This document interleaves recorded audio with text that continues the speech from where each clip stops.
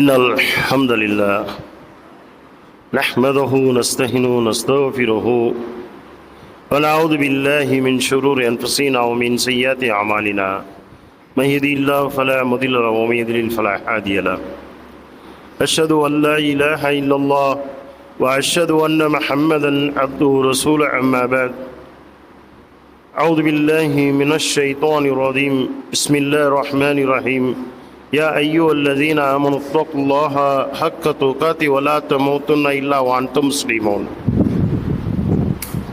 இறை நம்பிக்கை கொண்டவர்களே, இறை நம்பிக்கை கொண்டவர்களே, அல்லாஹுவை பயந்து கொள்ளுங்கள். நீங்கள் மரணிக்கும் தருவாயிலே முஸ்லீம் அல்லாது மரணித்து விடாதீர்கள் என்று அல்லாஹ் ரப்புல் ஆலமீன் தன் திருமறை குர்ஆனிலே சொல்லி காட்டுகின்றான். குறிப்பாக மனிதனுடைய வாழ்நாள் எப்போது முடியும் என்பதை குறித்து யாருக்குமே தெரியாது. அதற்கான உதாரணங்கள், அதற்கான கண்கூடாக பார்க்கக்கூடிய சில மரணங்களை நாம் கணக்கிலிட்டே சொல்லலாம். இவர் இந்த நேரத்தில் மரணிப்பாரா அப்படி என்று யாராலுமே கணிக்க முடியாத ஒரு கணிப்பை அவருடைய மரணம் நமக்கு மிகப்பெரிய ஒரு படிப்பினை ஆக்கி தந்திருக்கும். அது போன்ற மரணங்களை பார்க்கும்போதுதான் நாமும் இதுபோல மரணித்து விடுவோம் அப்படி என்ற ஒரு முடிவுக்கு வர வேண்டும். குறிப்பாக பார்க்கலாம், பள்ளிவாசல்களிலே பாங்குகள் கொடுக்கப்படும். ஒவ்வொரு வேளைக்கும் ஃபஜருடைய பாங்கு. அதே போல அந்த பாங்கு கொடுக்கப்பட்ட பிறகு பள்ளிவாசலுக்கு வரக்கூடியவர்கள் வந்து விடுவார்கள். சிலர் அதிலே சுணுக்கம் காட்டி சோம்பேறித்தனத்தை செய்து அடுத்த வேளை நாளை ஃபஜருக்கு போய்விடலாம். அதே போல அசருடைய தொழுகை, அசருடைய தொழுகை, மக்ரிபுடைய தொழுகை, இஷாவுடைய தொழுகை, அந்த ஒரு நாள் முழுக்க போய்விடும். அப்போதும் இது போன்ற உள்ளங்களிலே எண்ணம் கொண்டவர்கள் அடுத்த வேலைக்கு போய்க்கலாம், அடுத்த நாள் போய்க்கலாம், அடுத்தது போய்க்கலாம், அப்படி என்று சொல்லிக்கொண்டே அவனுடைய அந்த நாட்களை கடந்து சென்று கொண்டே இருக்கும். அப்போ அந்த கடந்து செல்லக்கூடிய சூழல் இவனை எவ்வாறு மாற்றிவிடும் என்றால், கடைசி நேரத்திலே ஒரு முஸ்லீமாக மரணிக்க கூடியவன் இவனுடைய நிலை எவ்வாறு மாறும் என்பதை சொல்லவே முடியாது. அப்போ ஒவ்வொரு கால சூழல்களை பார்க்கலாம்.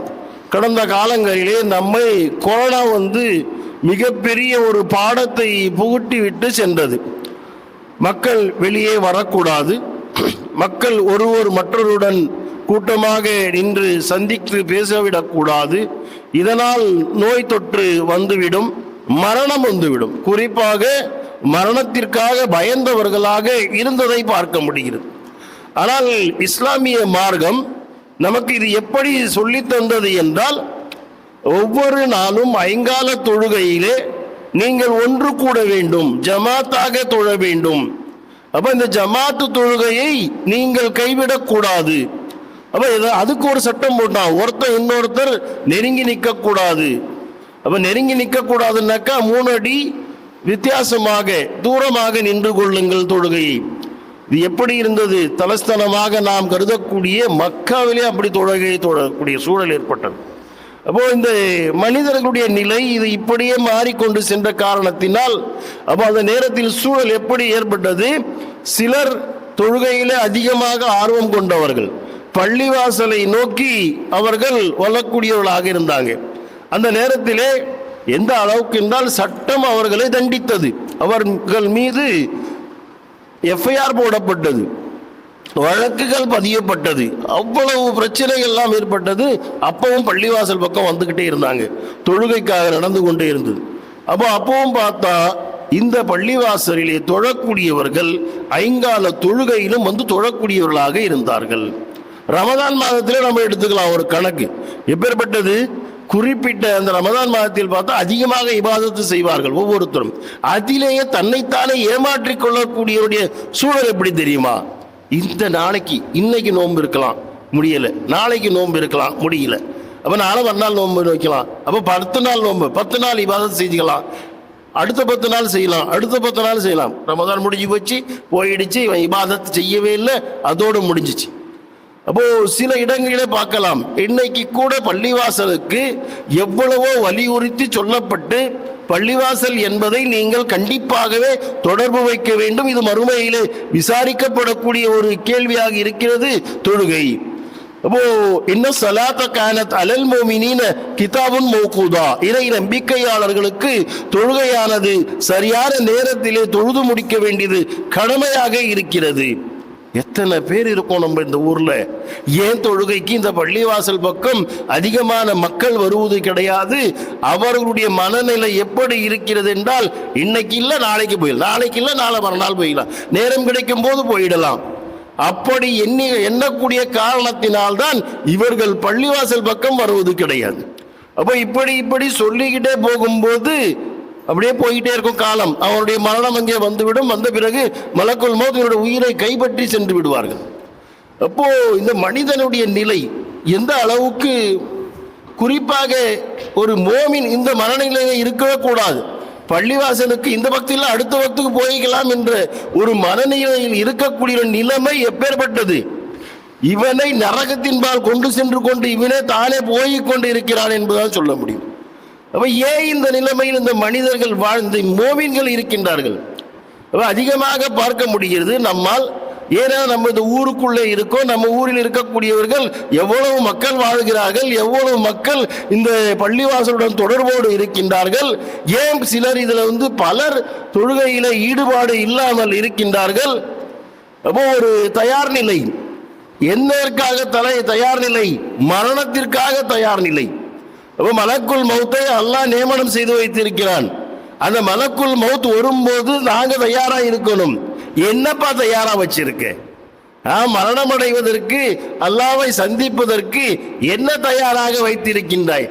தொழுகையின் பக்கம் கிட்டத்தட்ட ஒரு 2000-3000 பேர் வாழக்கூடிய ஒரு ஊரிலே ஒரு பள்ளிவாசலே ஒரு 2 சப்பு கூட நிற்காத ஒரு சூழல் என்றால் இந்த ஊரில் இருக்கக்கூடியவர்கள் என்ன தயார் நிலையில் இருக்கின்றார்கள்? ஒன்றும் இல்லை.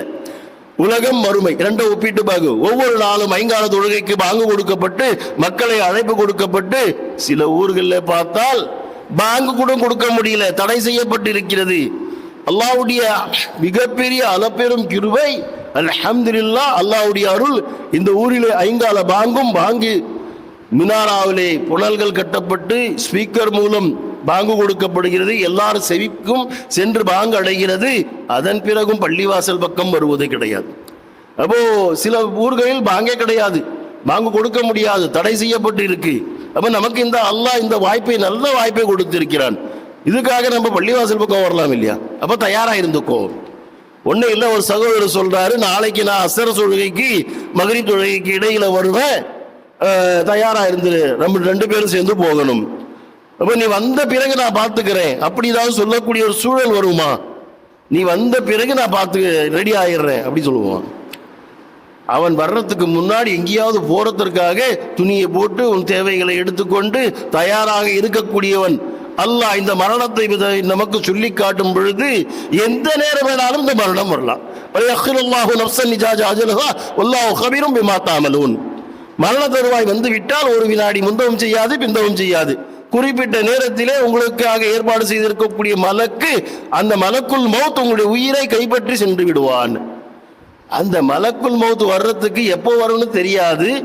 ஏதோ ஒரு நண்பன் ஏதாவது ஒரு சுய தேவைகளுக்கு, ஏதாவது ஒரு அலுவலகங்களுக்கு, உங்களுடைய சொந்த பணிகளுக்கு செல்வதற்காக கூப்பிடும் போது தயாராக இருக்கக்கூடியவன். மறுமையுடைய வாழ்க்கை இருக்கிறது, மறுமையிலே சொர்க்கம் நரகம் என்பது இருக்கிறது.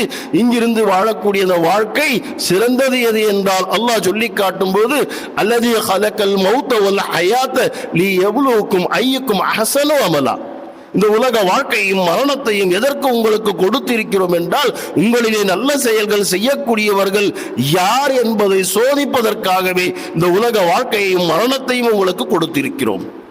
உங்களுக்கு மரணம் வருவதற்கு முன்னாடி நல்ல மனிதனாக வாழ்ந்து நல்ல செயல்கள் செய்யக்கூடியவர்களாக மாறி மரணித்தால் உங்களுக்கு மறுமை வாழ்க்கை பயனுள்ளதாக, நிரந்தரமாக சொர்க்கத்தில் இருக்கக்கூடியதாக இருக்கும்.